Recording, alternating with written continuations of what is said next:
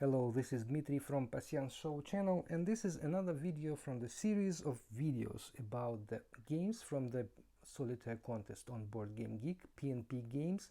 We do it together with Matt, Veselko, Chrissy and Aishwarya. But I think that this week I will be alone because there are almost no games left that we haven't covered yet, and the contest is almost over. I mean, the contest is actually over. The voting is not over. I think today the voting is going to end, and today I want to show you the game which is called Razorhurst. I won't be able to show you the whole playthrough because this is a typical deduction game which takes 2 hours, 3 hours. I played it and it took me more than 3 hours, I guess. I didn't make it in one day. It took me about 3 or 4 days, but I played for 1 hour and a half every day. And I actually played it twice. Because the game is quite difficult, I find it quite difficult, but the game is absolutely gorgeous. The author of the game is John Keane, and I felt like I had to do this video because I like Black Sonata very much. This is a game done by John Keane, and moreover, which is more important, is that there is another game which is called Fallen Angels, and this game is also done by John Keane, and this game is on the way to me from the Kickstarter. It's already published and produced and on its way to my home. I hope to receive it soon. Those two games, I mean Fallen Angels and this one, Razorhurst, they are connected because they have the same theme. Although Fallen Angels is more abstract, this one is absolutely and definitely about the theme. And the theme is quite rude. It's quite adult, and it's about murder, about the criminal situation in Australia, Sydney, in the beginning of the 20th century, just after the ending of the First World War. And as I said, this is a typical deduction game like Sherlock Holmes Consulting Detective, although I haven't played it, but I have played another game of this series about Arkham. I must say I'm not very good at those games. I'm not a very good detective. That's why it took me 2 times to play this game, because I went to the end and I found out that I haven't got any clues at all. My second time was much better. I managed to answer most of the questions, but I was not correct about the killer. What we're going to do is we are going to find out who has killed this guy. This guy here, which is whose name is Norman Brun. And I must say that this game is based on the actual historical facts, although the author mentions that the game doesn't follow absolutely 100% to the historical truth. But it is based on the actual story, actual murder which occurred in Sydney.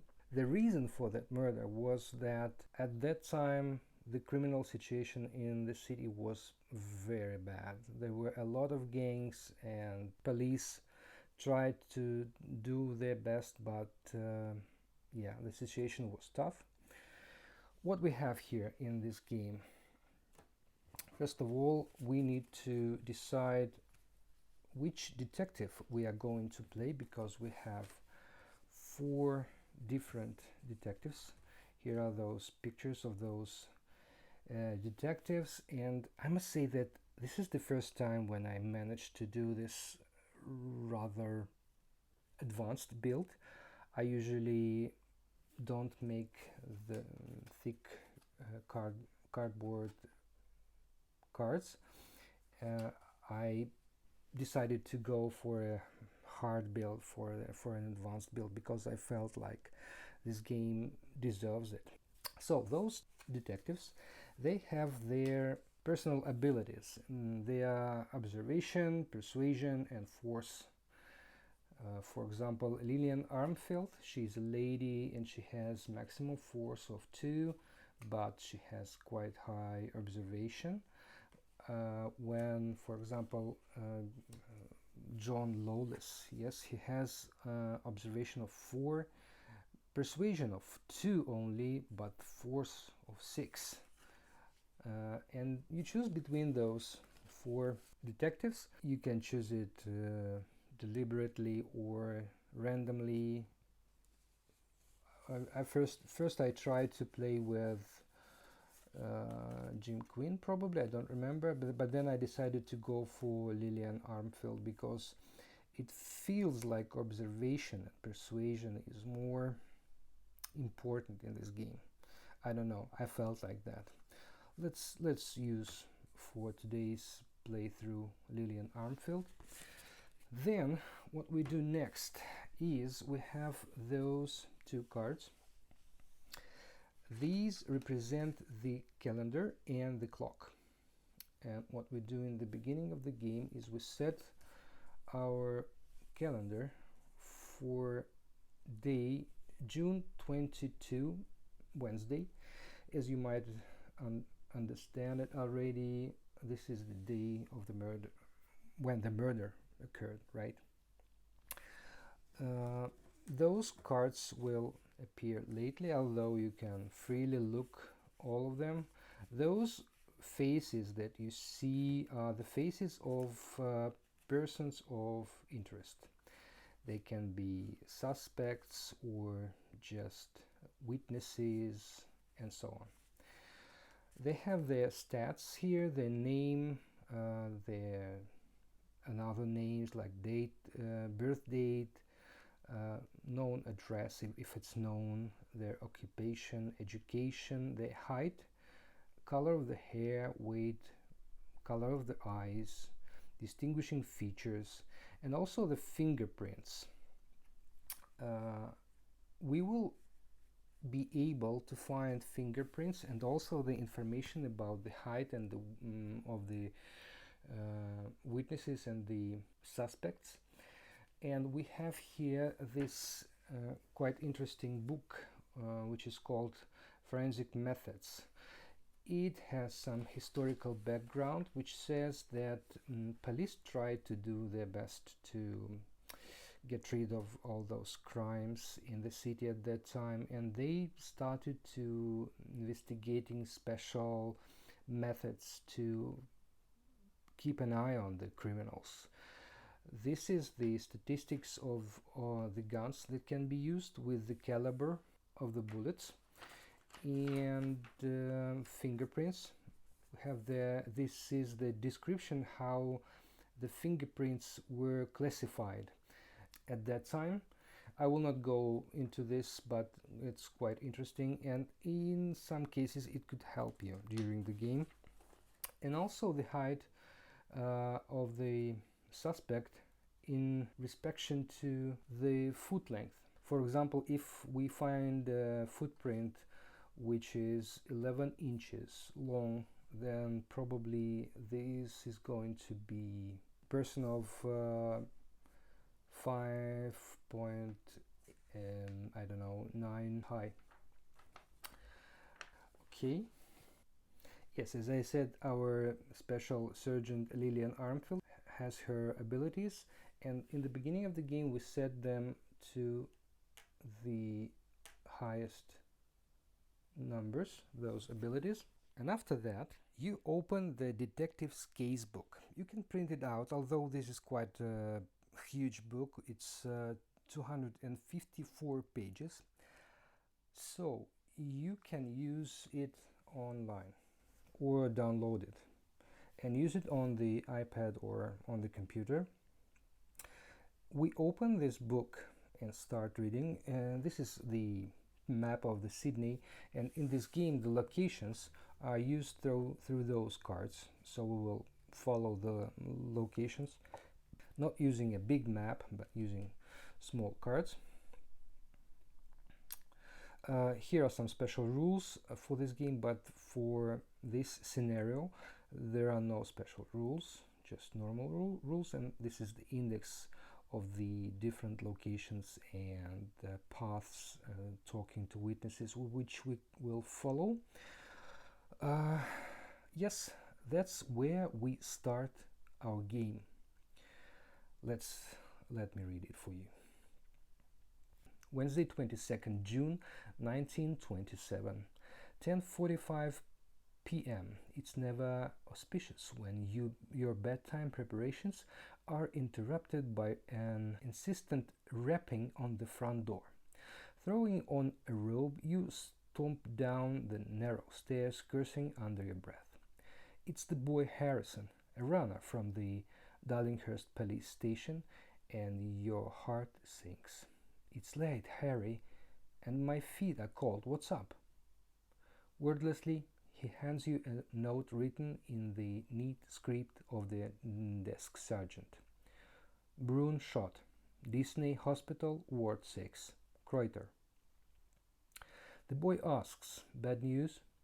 You sigh. Find me a taxi, Harry. While I get dressed, it's going to be a long night. The checker cab jostles along darkened streets, and you run through what you can recall about Norman Brune. He's a recent arrival from Melbourne, where he was associated with the notorious kingpin Squeezy Taylor.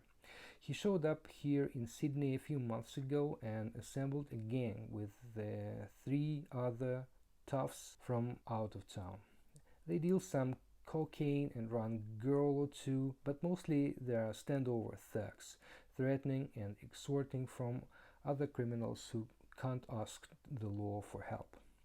They'd be just like any of a dozen other small-time gangs, or pushes as they are locally called, except that Brune has shown unusual signs of ambition. Lately he's been nipping at the heels of the big-timers, Kate, Tilly and Phil, and that would not be a recipe for longevity. The taxi bumps through a pothole, and then there is the other thing about Brune. He started the current trouble with razors.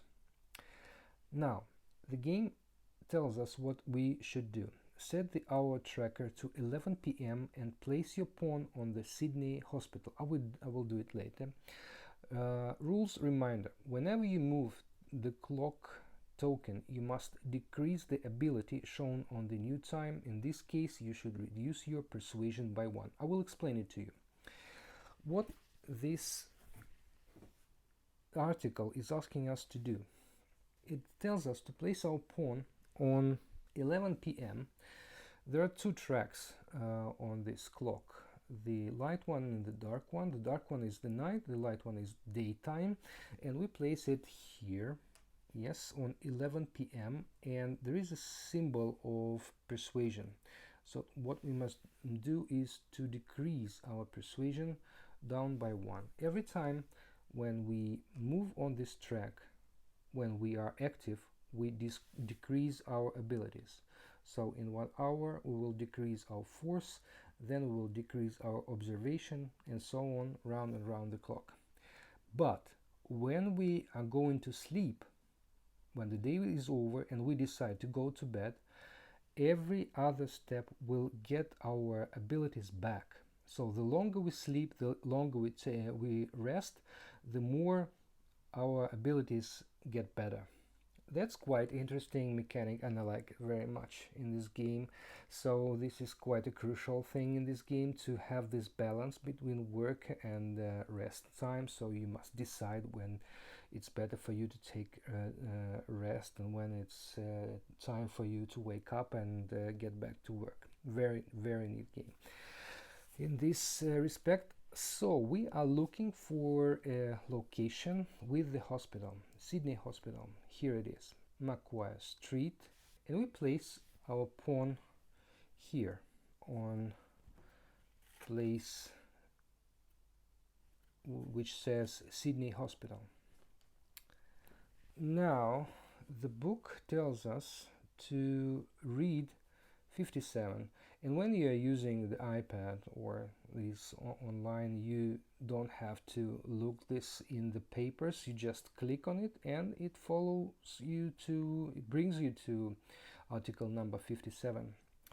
Sydney Hospital dominates Macquarie Street with a grand stone facade, but inside tells a different story.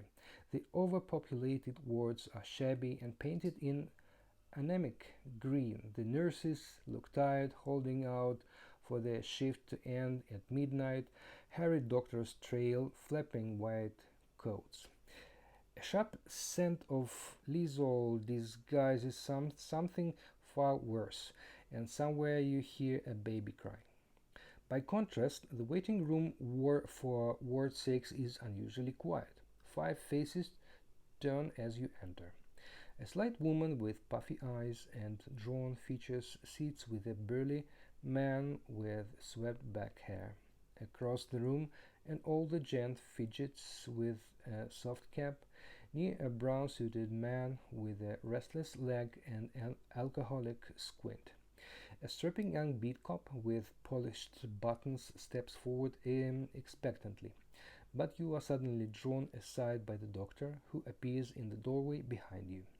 Dr. Stanley James, resident medical officer, introduces himself as he ushers you through a door to a curtained alcove.